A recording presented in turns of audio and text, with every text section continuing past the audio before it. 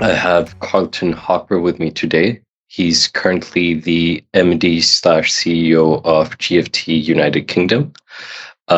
Furthermore, he has worked for Accenture, Barclays, EY, IBM, and now in his current role.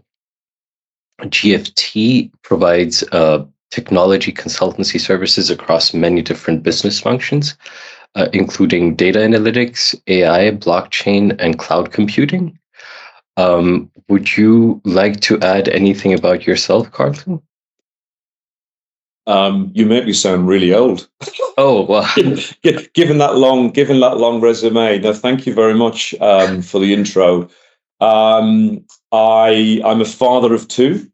So I have a 20-year-old and an 18-year-old.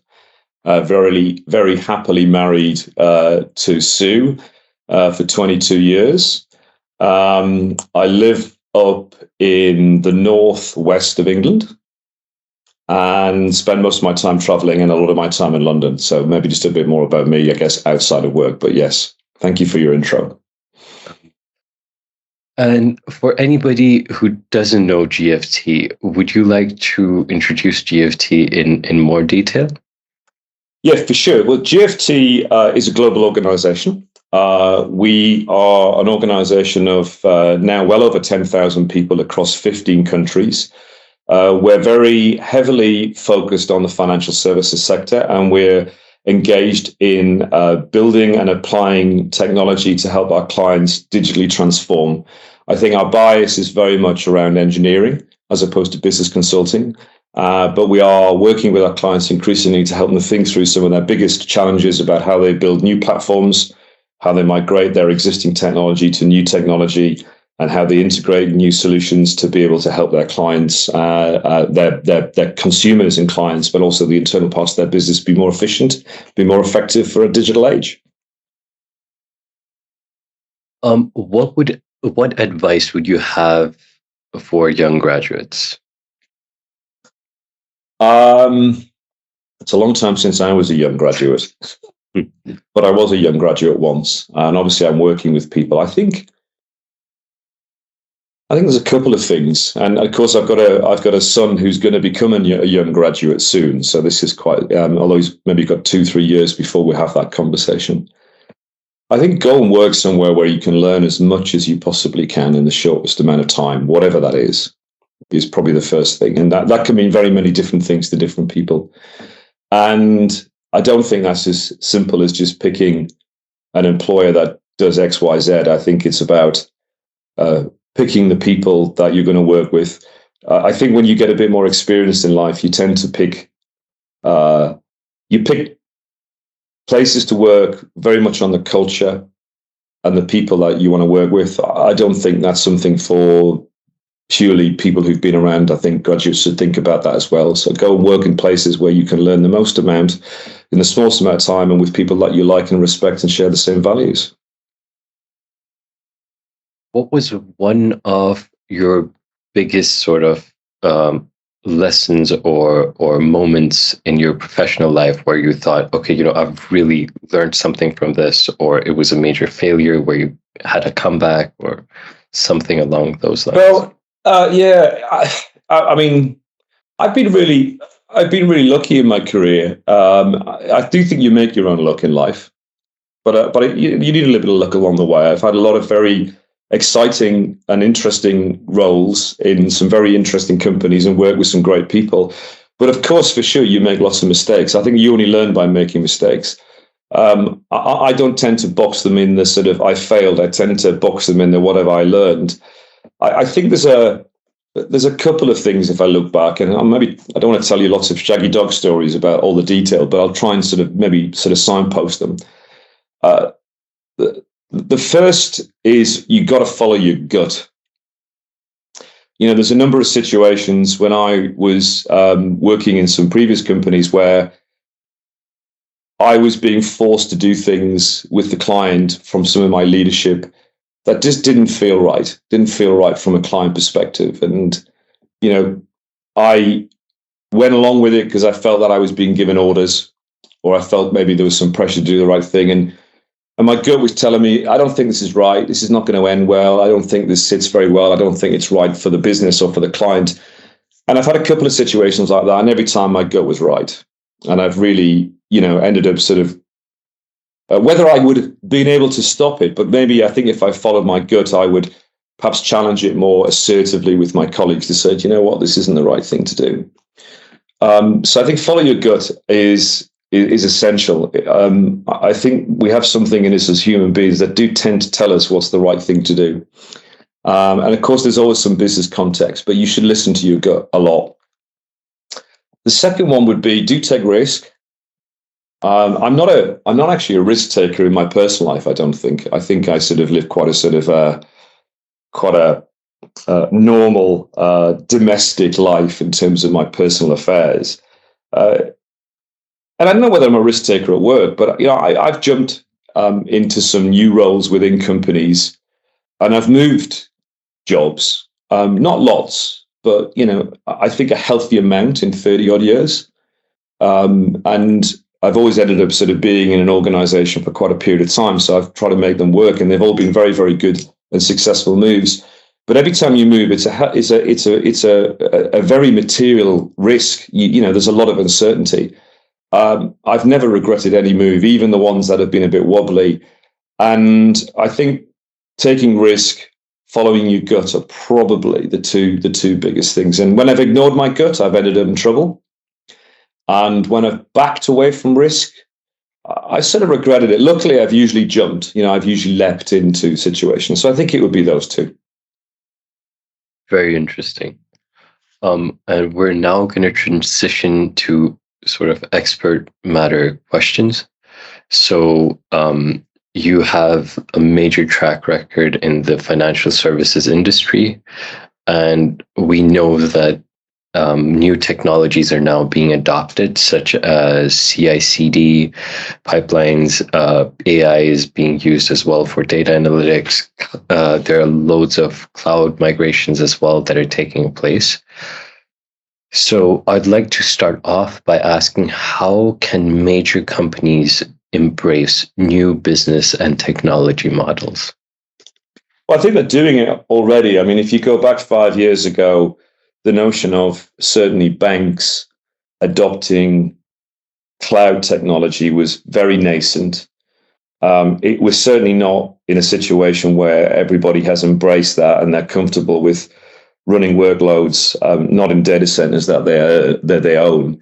But it's certainly now sort of become something more that they've embraced as the technology has matured and become more secure.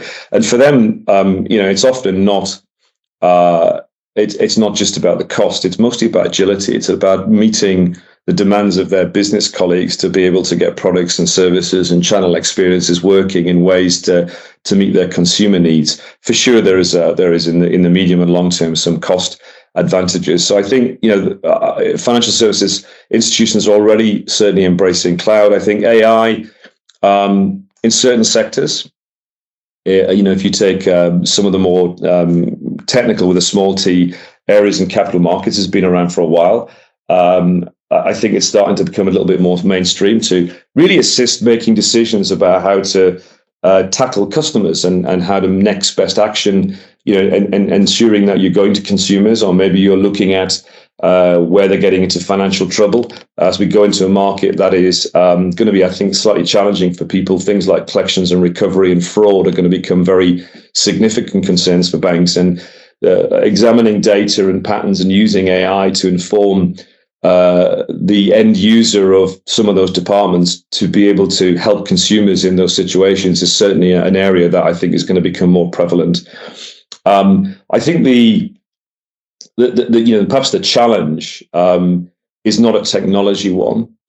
Most of the financial services institutions, the big ones, have very big technology departments. In fact, the very large banks, probably invest in innovation even ahead of some of the services companies that sort of, purport to be providing the expertise. I think it's always down to getting the business to understand what the art of the possible is with technology. That challenge is as old as time, in the industry. I think right now it's becoming a bit more acute. You certainly go back to my time when I worked in a bank, and I used to work for one of the big banks in the UK in the business.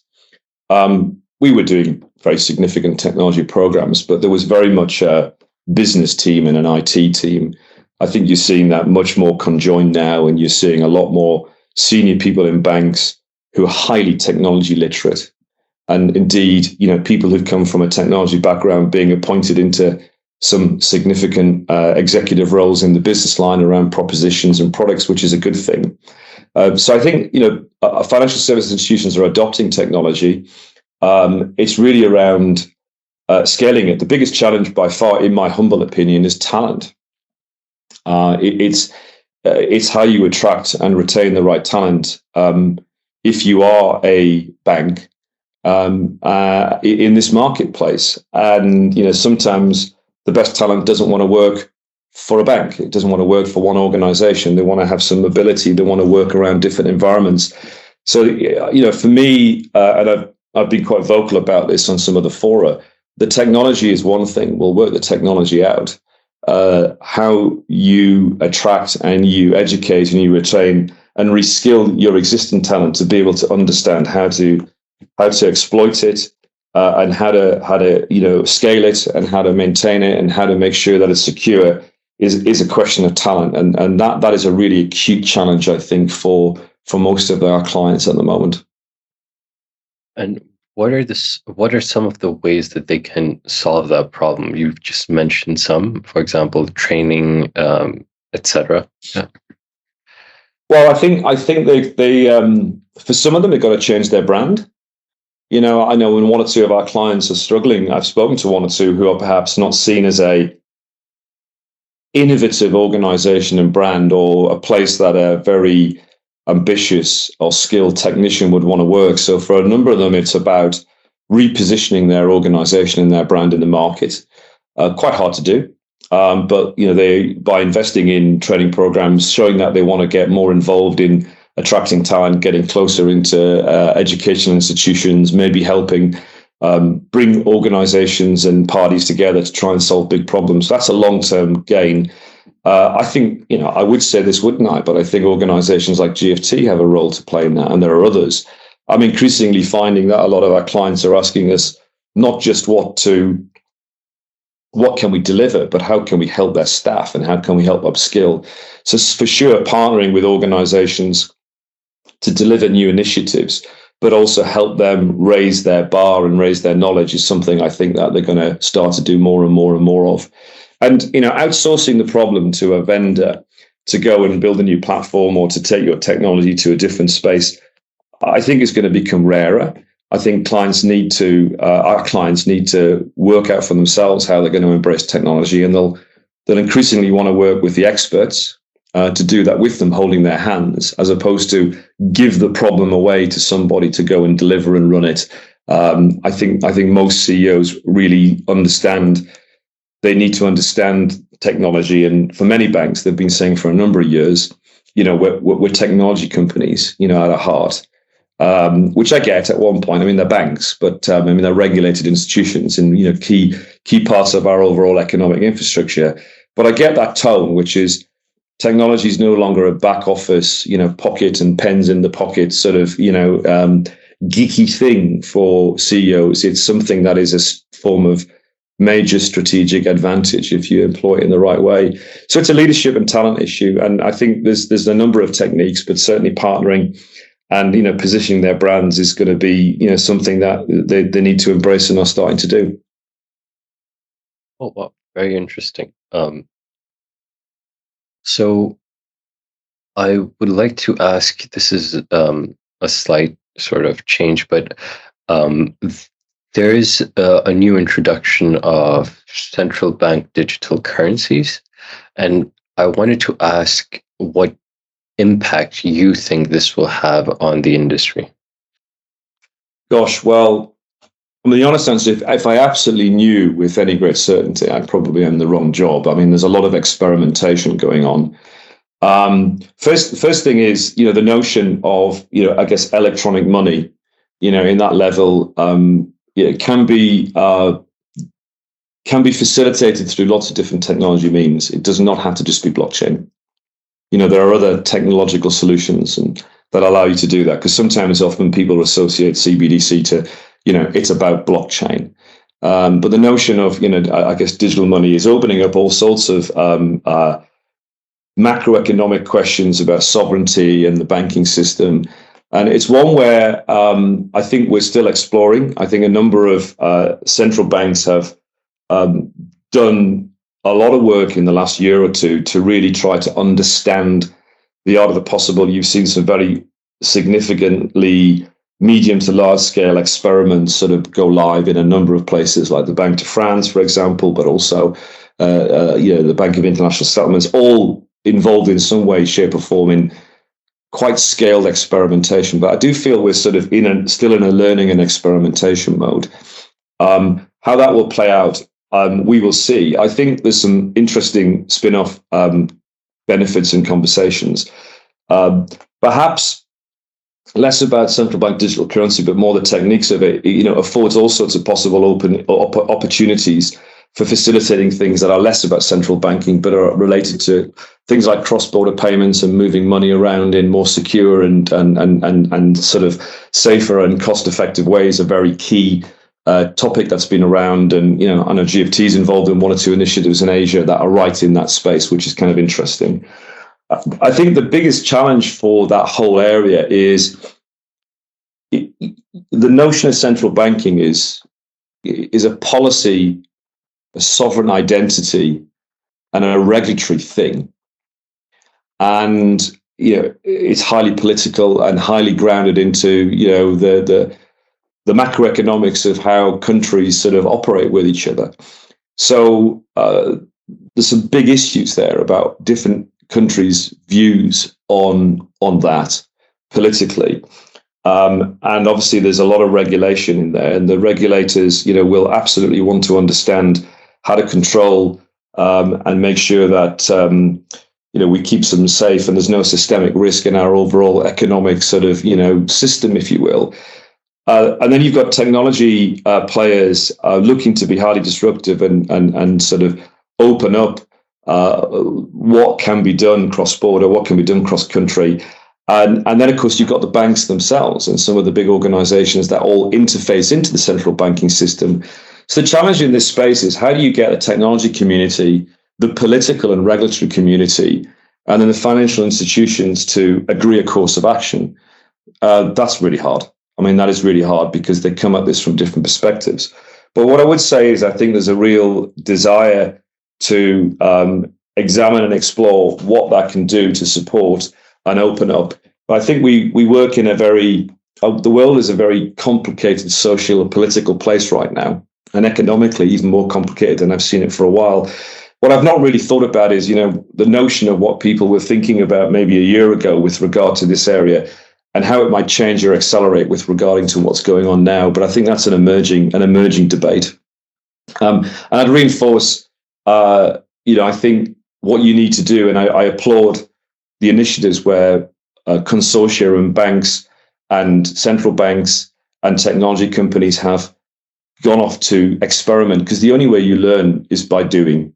And, some of these experimentations are beyond just a POC. And I think that's the only way that we can navigate through that and keep the conversation going, share information, share what learns, and we'll see how it evolves.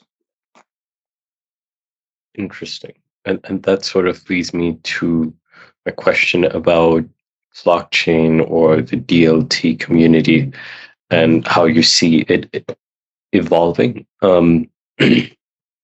Yeah, well, I worked in the sort of DLT space a couple of years ago, and I was very privileged and fortunate to do that for a number of years across a number of countries in Europe in a lot of industries, when I guess things were really very nascent. And there's a little bit of a shift. A few years ago, you could go and talk about distributed ledgers or blockchain as a alternative data and security technique for sharing information. And then you'd also maybe talk about tokenization and crypto, etc. it seems to be now that wherever you go, if you talk about DLT, people immediately equate it to tokenization and crypto. In fact, if you went to a conference about 5 years ago, you'd see a real mix of, crypto sort of entrepreneurs and folk who were, involved in the topic because of that, either issuing or mining or whatever. And then you had a very large community of enterprise people thinking, how do we use this technology for good and for enterprise purposes?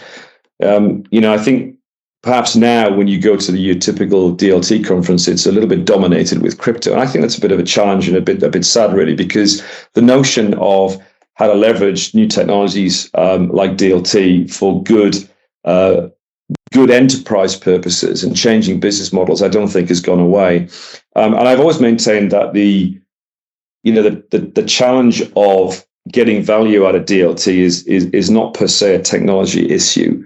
It's actually a business issue, because at its heart is sharing information outside the firewall, if you will, across competing organizations, because they are perhaps got some common goal where you all have a similar challenge. If you take the mortgage industry and the house buying industry in the UK, a lot of different parties all needing and having benefit of sharing the information. We've seen a number of companies enter into that marketplace in the course of the last year, but it requires pulling a consortia together, and it requires pulling different businesses together that would typically day-to-day compete to decide that they're going to work together in a different way. That's astonishingly difficult to do, because you're effectively remapping the way that businesses and industries operate.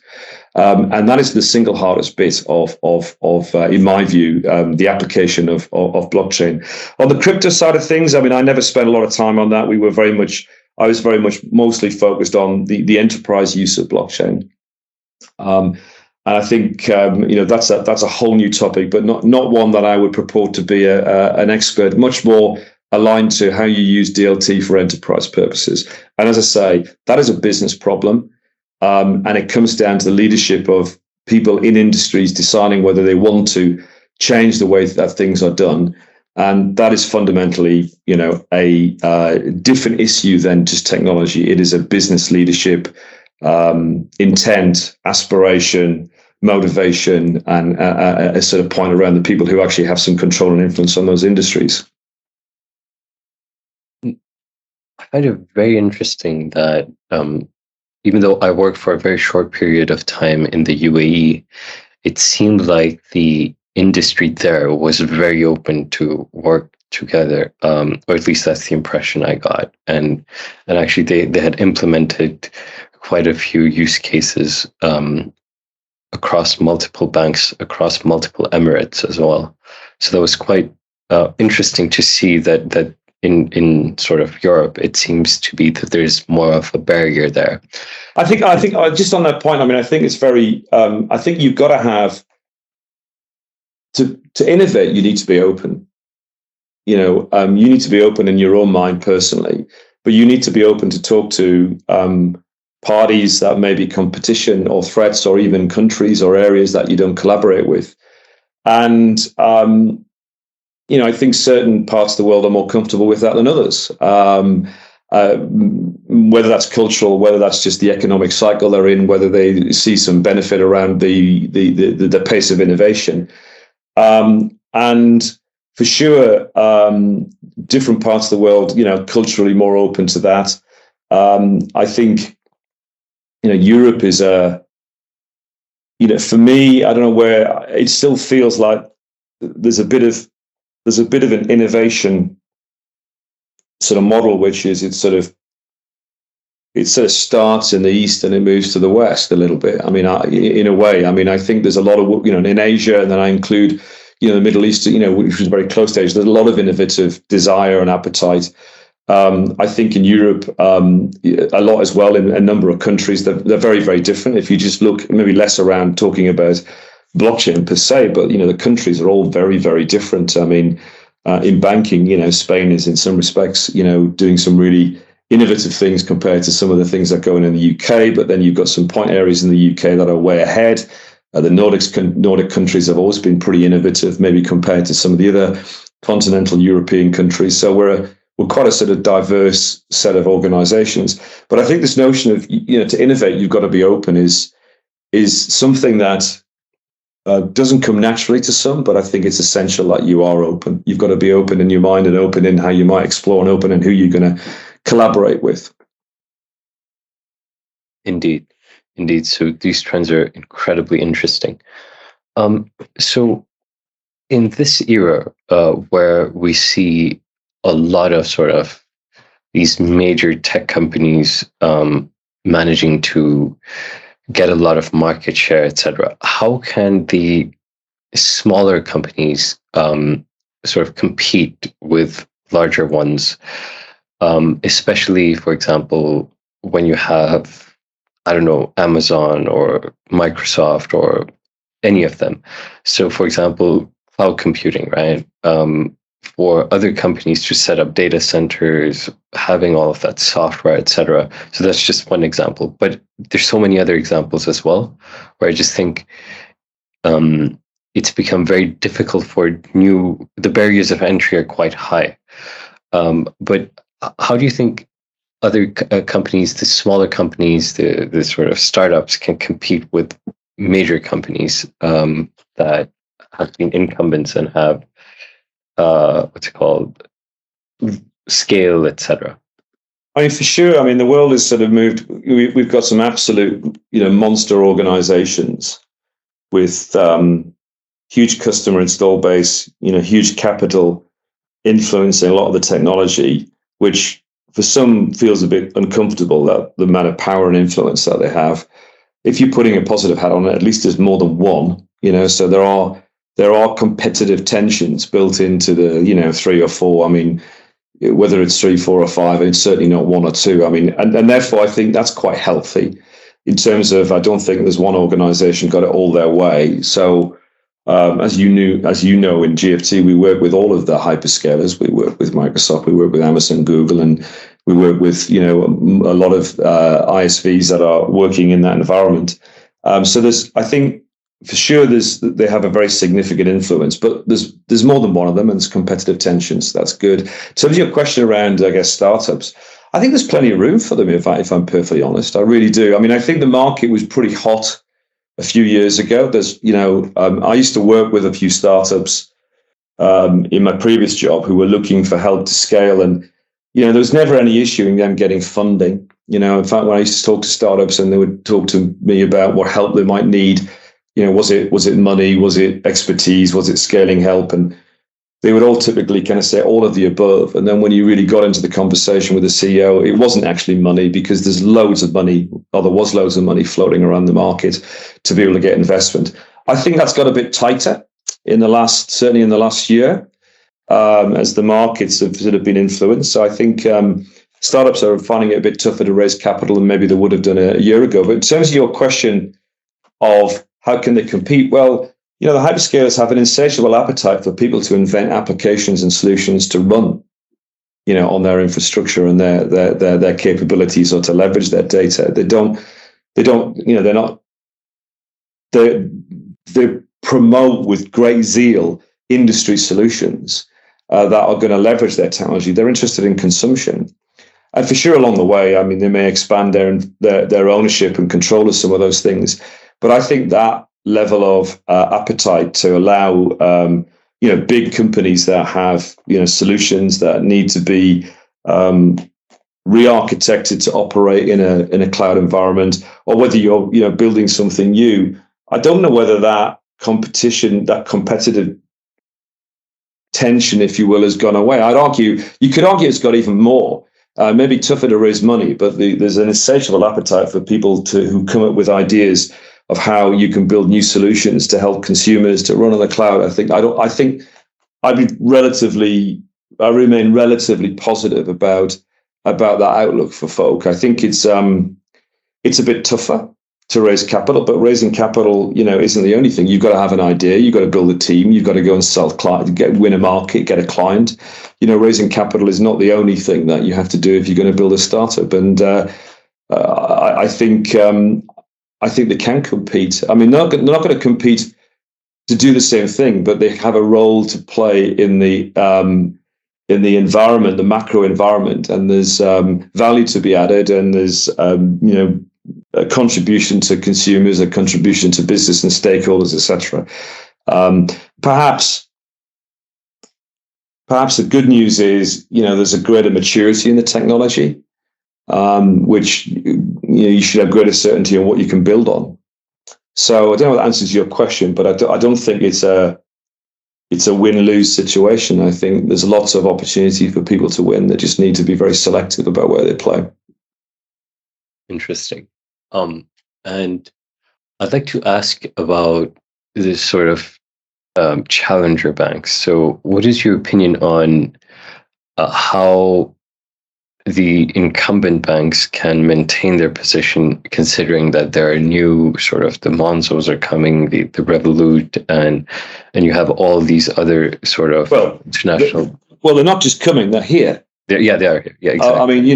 That's an important point. I mean, they're here, with multi-million customers. For some of them, with highly rated apps, which for consumers is one measure, and strong net promoter scores and the like, and they're making money, and for some of them they're operating highly efficiently at levels of KPIs around the running of their operations that would make the banks sort of eyes water.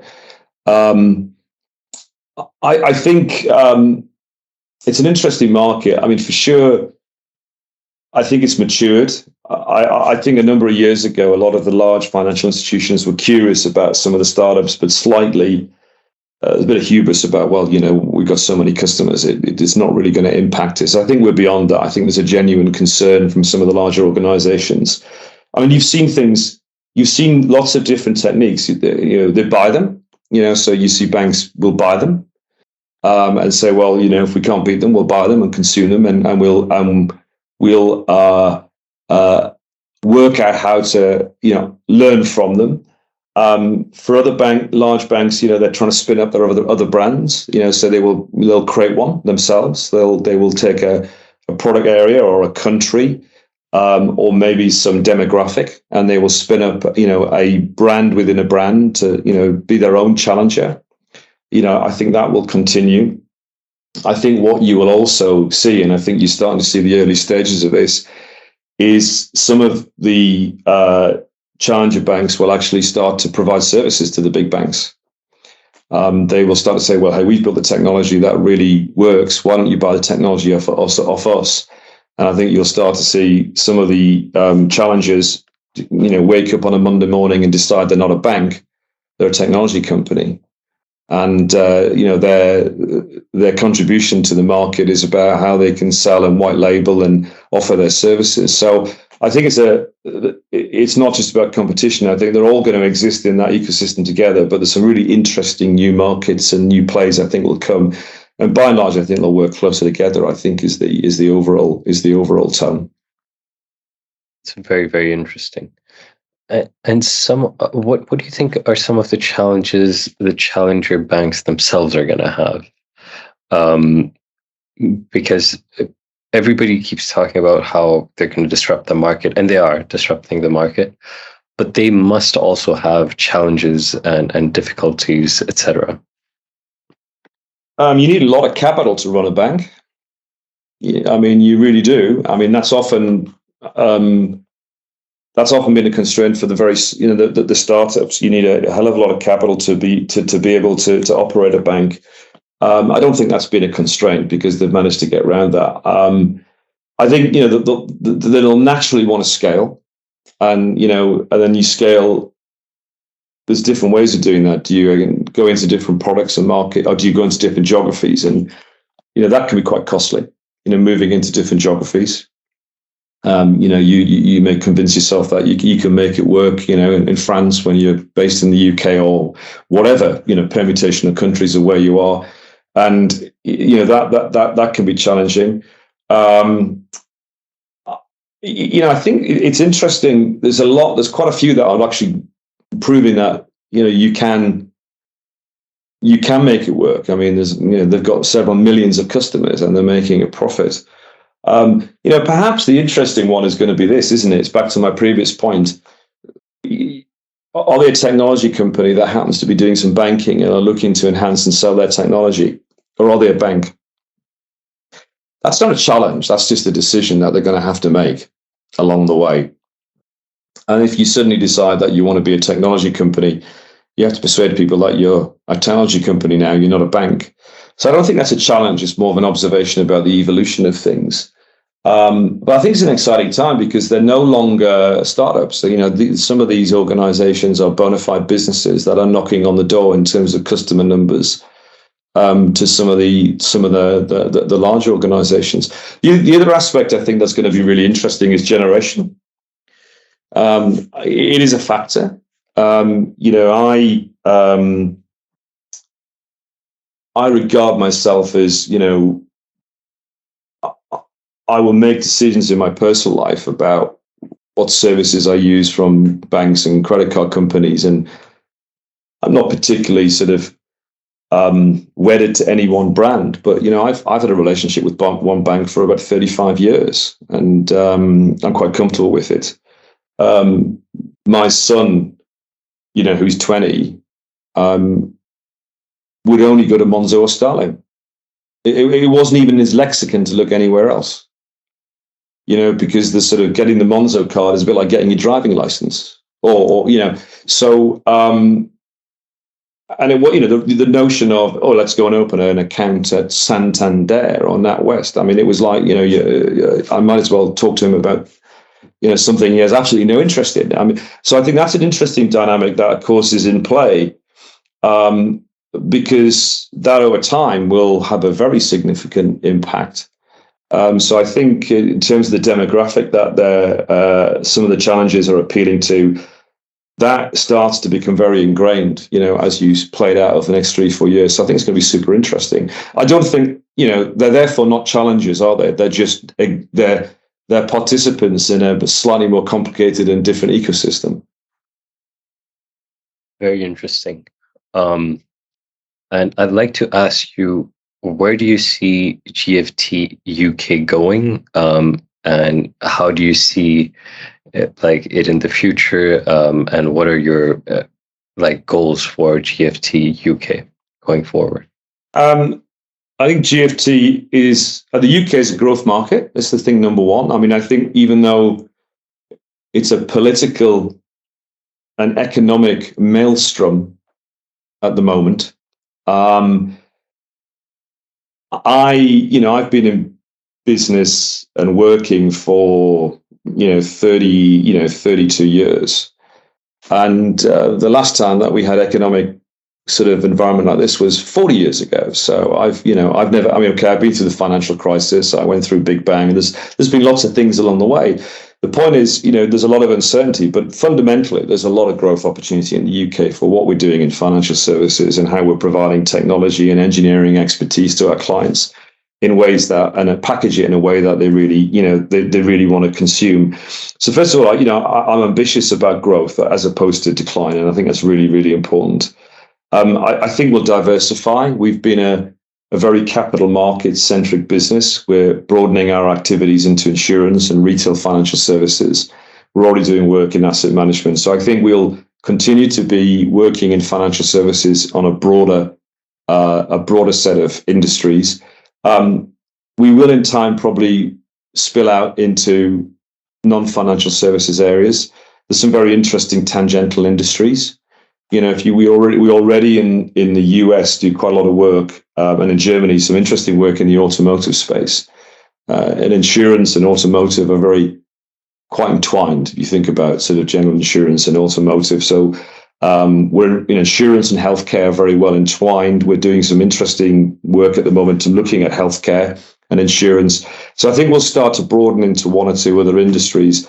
Not just for the sake of, hey, let's go and work in that industry, but because we see the tangential opportunities to build different propositions.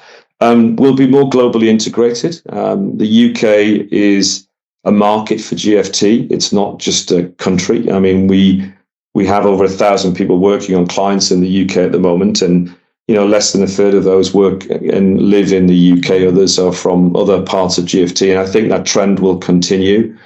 And a lot of our clients in the UK are big global organizations. They're not just UK clients, they're global clients. So I think a combination of further diversification, industry sort of expansion where it makes sense, and continuing to work globally. At a sort of, I guess, maybe a softer or qualitative level, I think, we have an opportunity to build a really cool and interesting brand for people to come and do cool and interesting things and build their careers. Certainly something why I wanted to join. For sure, I'm responsible for a business and I have to deliver results, but I also want to build an environment that people want to join and stay and have fun in. And I think we do an okay job of that. I think we do a really good job of it in many situations compared to places I've worked with, but I'd like to do it, even more and more and more and get better and better at it, because, in a tougher market where, people are concerned and you have, some major cost of living challenges, which, we'll have to look at and work out how we can contribute to address that in some ways. The most important thing is build a place where people want to be and people want to be and learn. So that's probably, equally as important as some of the more market concerns. But it would be around those things. I think it's going to be a very interesting and challenging couple of years. But I think if I was going to say one thing about it, we need to be so much more agile. The notion of having a 3-year plan in this market is a bit crazy. I mean, I have a 3-year notion of where we might go and what we might grow, but you have to listen and observe what's going on around your business and be prepared to stop some things that don't appear to be relevant and to spin up things that suddenly appear to be really useful and opportunistic. I've worked in some big organizations. I've worked in a startup bank. I've worked in, client side. I've worked services side, and all have had their merits. And GFT is, a much more nimble and agile organization. But I think we need to be even more nimble and agile. We need to be prepared to spin on a sixpence, as the old phrase would say, because I can't predict what's going to happen with 100% accuracy. Some of our clients will, for their reasons, decide to want to do different things, and other clients will want us to accelerate and get involved quicker and in different ways than we could envisage. So agility, getting the culture of agility, not just the processes of agility, baked into our organization. You can't process engineer agility. It's got to come from culture. So I think that's another key area that you'll see us focus on more and more. My next question was actually going to be around, why should somebody join GFT? But I think you've given such a great answer. For all those reasons. I think you've literally just answered that question as well. And as somebody who works at GFT as well, I want to say that, yeah, the culture is great. We have office parties as well. We have office days as well, so it's really nice, and it's got a great company culture. They are innovating here as well and testing out new technologies, and then also trying to where it would benefit a client, also help them with implementing new technology. So it's pretty cool, and there's a lot to learn here. And it's I'm glad you feel that way. Yeah, good. Yeah. And so now I think we're going to transition to the last aspect of this podcast. So I'd like to ask you what your most mind-boggling experience in life has been, whether that's traveling or whether that was seeing a landmark or anything. Yeah. Having children. I don't think I had to pause too much for that one. By far and away, having kids, whatever. I mean, I've been to some great places. I've done some really cool things. I've met some great people. I've got some really cool passions outside of work and hobbies, but it pales into insignificance with the notion of bringing other people into this world and bringing them up, both in terms of reward, perspective, challenge. My mother used to say it's the hardest thing you'll ever do. And for sure, it is the hardest thing you'll ever do, but it's also the most rewarding thing as well. And I know not everybody has the opportunity to do that, but for me personally, by far and away, if you say mind-boggling, then I associate that with that. You tend to, the world, suddenly revolves around everybody else except you, and that's quite a healthy perspective to take, I think, in life, and family sort of brings that into perspective. Very interesting. And a question that's commonly asked at the GSB Stanford is what matters to you most? What matters most to you, and why? And I really like this question because it gets to the core of the motivation or inspiration of people. Yeah. I mean, at a personal level, family matters most to me. Without people around you that you love and care for, and you can share your experiences, I think, what's the point? At a personal level, making a difference really matters to me. And that can come in all sorts of different forms. It may be at a very micro level, it may be a macro level, but making a difference and doing it with people as opposed to against people, getting people together. So I think there's a making a difference. But family, I think is by far and away. Without that, none of it makes any sense to me. I mean, but making a difference is really important to me personally. I have an acute gyroscope in me that at the end of every week tend to kind of go, did I make a difference this week? And some weeks you don't, some weeks you stand still, and some weeks, you go backwards. But I think it's important to make a difference, and I strongly believe in stewardship. Leave things that you've been involved in better than you found them. Wow. And it's sometimes quite hard to do that. And I think it's a very healthy lens. And I think that relates to making a difference. But I think for me personally, it's very strongly ingrained. Very interesting. And this is my last question for you. What do you think is the purpose of life? Leave things better than you found them. I mean, and you can unpack that in all sorts of ways. You can unpack that emotionally, economically, environmentally. But I think it's important that you put in more than you take out, and you can read into that into all different forms that you can take. But that's really important to me. Fantastic, Carlton. It was lovely having you on, and it was a very interesting discussion to learn about all these different things, and especially the future, where you see GFT is going, and the importance of agility. So absolutely fantastic. And I hope to see you on the podcast maybe one day again. Okay, thank you very much. It's been a delight. Thank you for coming on the show. This was the Intrastellar podcast with Shoaib Hussain.